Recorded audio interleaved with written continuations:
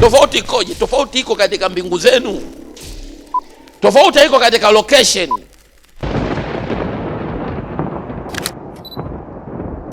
Kumbukumbu la Torati 20 na ngapi? 28 mstari 23 na 24. Na mbingu zako zilizo juu ya kichwa chako zitakuwa shaba, na nchi iliyo chini yako itakuwa chuma. Sasa angalia, katika ulimwengu wako unaweza ukawa umekanyaga hivi katika nchi, si ndio?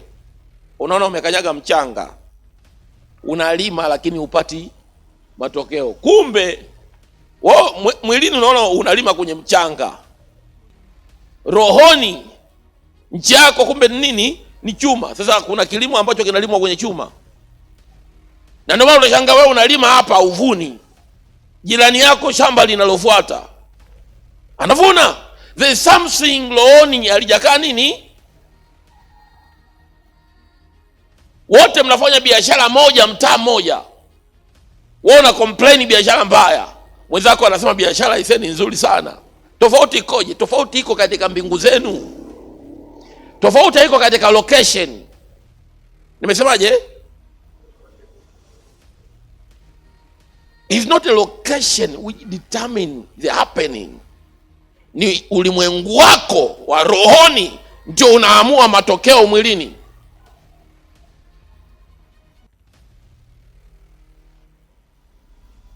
Au ukiwa Kinondoni ni sehemu ya biashara, kuna watu Kinondoni hapa wanafunga biashara.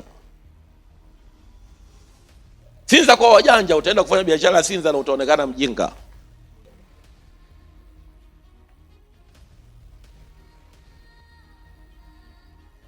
Wako watu wanaishi Masaki, ukutana nao unaweza usiamini. Yaani mkazi wa Mbagala anaweza ataka hawa yuko smart, na mtu anaishi wapi? Masaki.